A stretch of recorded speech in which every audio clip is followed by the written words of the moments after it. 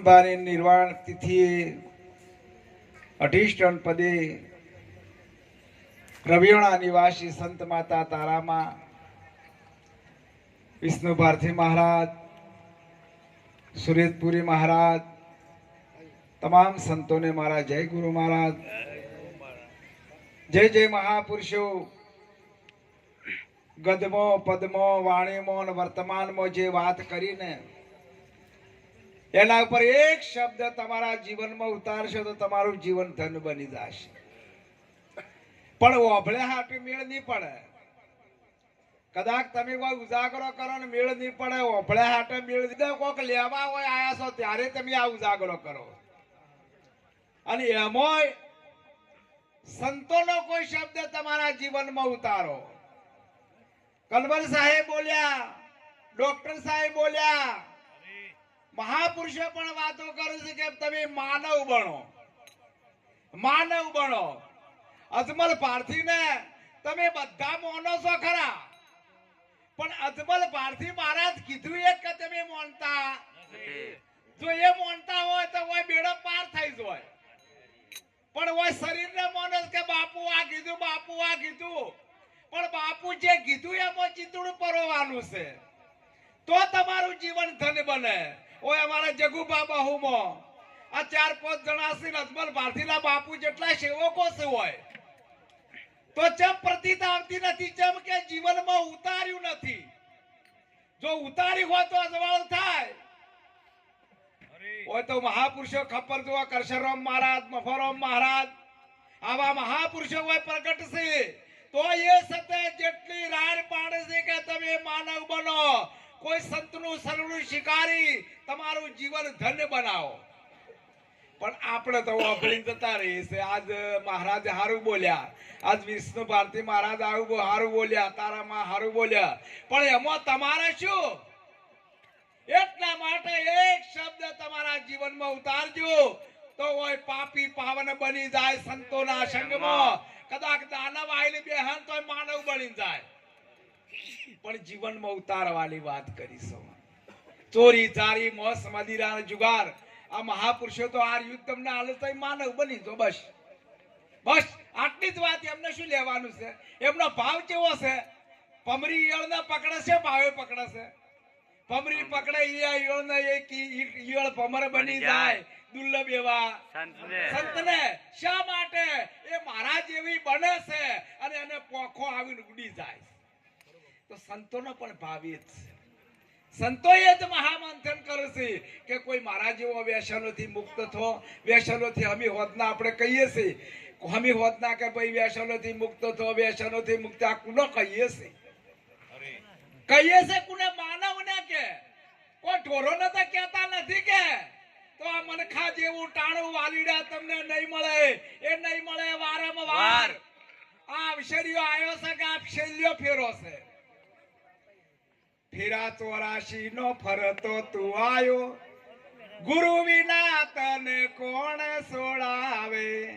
કાશી જાવો મથુરામો જાવો તોય હરી તારો હાથ ન આવે. તમે કદાચ જો ગમે તે પણ ગુરુ સિવાય કોઈ પત્તો લાગે એવો નથી. એટલા માટે આ મહાપુરુષો પ્રગટ પરમાત્મા સ્વરૂપ છે. તમે રામદેવ પીર મહારાજ ગણો, રામચંદ્ર ભગવાન ગણો કે પણ આપણે ઓળખવામાં મહારાજ ભૂલ પડે તો મેળ નહીં પડે. એવું આ પુરુષો જેટલું તમે વિચાર કરો કે જો બાવળિયા ઉગતા હતા, જો કોઈ વાતને જોણતા નતા, ઈ કડે તમારે ભારતી મહારાજ હાથ જોડતા કરી નાખ્યા છે. તો પછી આવો તો કેવો પડતો જોવો તમારે. તો હજી તો વાર છે, વાર છે, વાર છે. હાલના બારે બોલ્યા કડવરરામ મહારાજ કે મોચે મેં આયેલા તો હજી પાસા વાળા તો હારી વાત છે. પણ નહીં મેળ પડે. આ તો ભાગ્ય વિના નર પાવત નહીં.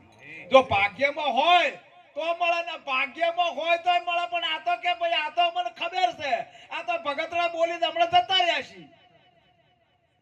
પેલા સંસારિયા કિસી રે ભગતડા ગેલા છે, એ તમે ગેલા ના કેતા રે પ્રભુના ઘેર પેલા છે. કુના ના કોમ કરે એ તો વિચાર કરો. નરસિંહ મહેતાની હાલ વાત કરી તો તરત મારો વાલો આવીને મોમેરો પૂર્યા કે મીરાબાઈ ના જેરમાં આયા કે ના આયા? અરે ભક્ત પેલા ત્યાં ધોબલામાં આયા કે ના આયા? તોય હજી તમને વિશ્વાસ નહીં થા ઓના જેવા ભગવાન જેવા હજી તો ખોળવા જ હોય છે. આ ખોળવાની વાત ન કરો ને દાડા જોઈ છે તમારા એક એક પલ જાય લાખ સવાની. અને આ કોઈ સંત આયા આપણા ઓગણા ને તમે એમના ચરણે પડી દો. આ શોવનભાઈ કી આ સંગ થયો કોનો? જગુભાઈ નો, નીરાભાઈ નો. આ સંગથી શું કારણ આવે છે? કેવું રિઝલ્ટ આવે છે? ખબર જ નથી કે હું કોણ છું. હું કોણ છું? બસ એમની મસ્તીમાં કોઈ સંતનું સરનું શિકારી અથવા ભારતી મહારાજનું સરનું શિકારી અને એમને જીવનમાં ઉતાર્યું છે. સમજ્યા તો દાડો નહીં વળ હો. કદાચ ગુરુ ચરણે જા હોય પણ એને ગુરુ મહારાજને જે ના બોલાવતા આવડે એ શું એ કરાઈશું. ગુરુ મહારાજ હોય છે, ગુરુ મહારાજ કરતા શરમ આવે એ કરાઈશું. કોઈ ના કરે. એટલા માટે તમારા ભાગ્યમાં હોય તો કોઈ સંતનું સરણું શિકારી અને તમારું જીવન ધન્ય બનાવો. ઓય સંતો કીધું છે કે વ્યસનોથી મુક્ત તો શું લ્યા ઉજાગરા સંતો કરું છે? શા માટે કરું છું ઉજાગરા? આ શેર કેટલાથી આ સંત માતા ચો હતા? શેર ખોડિયાલ માનું મંદિર એટલે કે હતો મહારાજ. પણ શા માટે? કોઈ અંશ સુધરે છે, કોઈ મારા જેવો બને છે. આ એમનો ભાવ જ છે.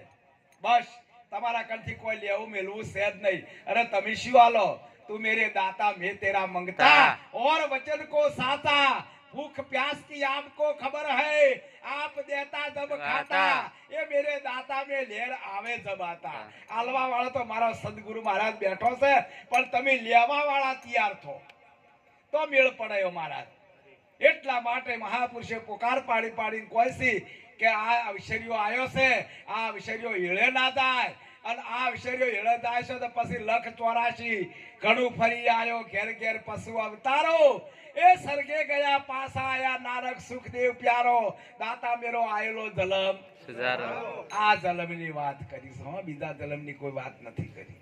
એટલા માટે તમને વિનંતી કરું છું આ સંતોનો પોકાર એક ઓફળજો અને કોઈ શબ્દ તમારા જીવનમાં ઉતારજો. જો જેસળે ઉતારી દીધો ઘડીકના સઠ્ઠા ભાગમાં ડાકુ હતો કે તો સભામાં આવીને હંતોણ જો પેલી ગમણમાં શા માટે ચોરી કરવા આવ્યો હતો? એ કોઈ ભગત બનવા નતો આવ્યો.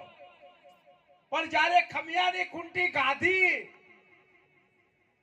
અને કોઈ સંત એમના હમો તાચા ના તોળી તાચા જ્યારે કોળી આલતી વખત તો 4 મિલે 64 ખીલે 20 રહે કરજોડ.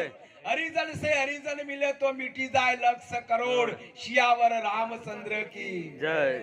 એમની ઓખો એમના ઓખોમાં એમનું નેણ પરો એટલે તરત જ હથોળી અંધાઈ ગઈ કે ભાઈ શા માટે હોય આયા છે કે ચોરી કરવા?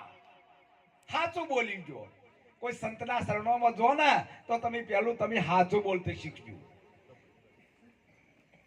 ચોરી કરવા આવ્યો કે શું ચોરી કરવા? કે તોળી રોણી, તોળી તલવાર અને તોળી ઘોડી. સાસઠિયાજી બોલ્યા કે સમય આવ્યો છે તોળી તૈણ નર તારિયા સાસઠિયોને સધીર જેસળ જગનો ચોઈટો ને પલમો કીધો પીર. કોઈ વાર થઈ કે તો કોઈ વાર થઈ? આ કોઠા કી ડાકુ હતો પેલા કોઠા પીર થઈ ગયો પણ એમને અપનાયું. ભે થયો, ભે મરવાનો ભે થયો. જ્યારે મધદરિયે જ્યાં ને એટલે કે હવે શું થાય છે કે તારું પાપ પોકાર. તું જે પાપ કર્યું છે પોકાર. પાપ તારું પ્રકાશ ધાડેતા ધર્મ તારો સંભાળ. તારી બેડલીને ડૂબવા નહીં દો. આ મહાપુરુષો બેઠા હતા ને તોળી રોણી હતી ને એ એમને એમના જેવા બનાવવા માટે એમને જ્યાં સારી ને કે ભાઈ અત્યારે તો આવું હારે કોઈ એના છોકરાના ખેલ છે. એ તો ડાકુ હતો પણ એના ઘડીકના સઠ્ઠા ભાગમાં તરત પીર થઈ ગયો અને અંજારની બજારોમાં કપડા ધોવા જો આ જે છે બીજો નહીં. એટલા માટે તમે સદગુરુ મહારાજ ધારણ કર્યા, ગુરુ મહારાજ કરાયા એ વાત ના કરતા હો કે હું ગુરુ મહારાજ કરાયા. ગુરુ ના, ગુરુને ધારણ કર્યા હોય એના બેડા પાર થયા છે. ગુરુ પર ચિત્ત રાખ્યું હોય, એ લક્ષ્ય રાખ્યું હોય, એ ગુરુ મહારાજે જે શાન આલી હોય, એ શાન ઉપર એ હેડ્યો હોય ને, એના બેડા પાર થયા છે, બીજોના નથી થયા મહારાજ. એટલા માટે આ જીવન આવ્યું છે કે આવશે. આ માનવી તણા મેળા આ જગતમાં કદી એ ભેળા નહીં થો. આ શોવરબાનો દાખલો લ્યો, આ ફોટાને બોલાવો તો નહીં બોલ. હતા એટલી ગણા આપણે સેવા કરી, જગુભા ખૂબ સેવા કરી, અને જતા રહ્યા વચ્ચે, આપણી વચ્ચેથી જ કોઈ તમારું ચાલ્યું? કોઈ નથી ચાલ્યું. ચમ ભાઈ? આ એવું છે ને ગુરુ મહારાજ નું જ્ઞાન કે ચોય જાતું નથી, મરતું નથી, જલમતું નથી, કે આવતું એ નથી. જનની નથી જન્મ લિયો, નીર ન તતે દી નાયો, વિના ધરણીએ પાવ ધર્યો તો વિના ધૂણી તપ લગાયો. એ કબીર સામે અસોણ ગઢ થાયો, આવું ન જાવું ન મરું નહીં જલમું. જો ગુરુ ચરણે જાહો તો મરવા પણ છોડી દેજો. તમે તમારે કોઈ મરતું જ નથી. દેહ જલમ દેહ મરે મરે, એ તો મરતો જ નહીં. અજર અમર અવિનાશી ગુરુ મહારાજ તમને કયા છે, અમર બનાયો રે આજ મને, અમર બનાયો રે મારા સદગુરુ દીન દયાળ, આજ મને અમર બનાયો રે. શું બનાયા? કે બધા ગુરુ ચરણે જો એટલે અમર થઈ ગયો. પણ સાચી વાત છે, જેને મરવાનો ભો મર મારી બલા. આ તો પંચભૂતના પુતળામાં પરિબ્રહ્મ પરમાત્મા બિરાજમાન છે, એની તમને પહેચાન કરાઈ છે, એની તમને ઓળખાણ કરાઈ છે આવા મહાપુરુષો. અને એના ઉપર અટલ વિશ્વાસ રાખી અને સંતનું સરળ શિકારી. આ તો ગુરુચરણે જાઓ તો ગુરુનું પૂજન કર્યું કે અમે પગનું પૂજન કર્યું, નહીં મેળ પડે એવો. ગુરુ પંકજ પૂજતા 14 લોક પૂજાય, શિવ વિરંતી શારદા 10 ગુરુ ગુરુના ગાય. 4 અંત, 5 કર્મ ઇન્દ્રિયો, 5 જ્ઞાન ઇન્દ્રિયો, અને 4 અંતકરણ, મન બુદ્ધિ ચિત્ત ને અહંકાર. આ 14 લો ઠાઠ, આ 14 લો ઠાઠ વનમાં રોમે 14 વર્ષ વનવાસ જ્યાં. પણ જ્યારે જ્યારે આ વાતની જો પહેચાન થઈ જાય, આ વાતની ખબર પડી જાય તો ગુરુ ને ગોવિંદ દોનો એક જ છે, એક જ છે, એક જ છે ને એક જ છે. જ્યારે રણભૂમિમાં શ્રી કૃષ્ણ પરમાત્મા અર્જુન ને આ ગીતા સંભળાવતા હતા, શું સંભળાવતા હતા ભાઈ? અર્જુન એ હતો અને કૃષ્ણ એ હતો. આ બધા મારા મારેલા છે, એટલા માટે તું શસ્ત્ર ઉપાડ અને યુદ્ધ કર. આ બધા જ મારા મારેલા છે. એટલે રણભૂમિમાં 18 દાડોના યુદ્ધમાં જ્યારે વિરાટ સ્વરૂપ બતાવ્યું ત્યારે એને ખબર પડી કે શ્રી કૃષ્ણ પરમાત્મા કોણ છે. આ તો 82 વર્ષનો હાળા બનેવીનો સંબંધ રાખતા હતા. એટલે વાયકણે ગુરુ મહારાજ તમને વિરાટ સ્વરૂપ બતાવ્યું. શું ખબર પડે? તો એ જ વિરાટ સ્વરૂપ સદગુરુ મહારાજ બતાવ્યું છે. અને સદગુરુ મહારાજ જ્યારે વિરાટ સ્વરૂપ બતાવ્યું ને, એ વખત તમે ગુરુ મહારાજે તમે અને સેવકે તમે, બસ એક જ વાત. એટલે ઘણું મારે કહેવું નહીં, માતાજીનો અભળવાના છે. આટલું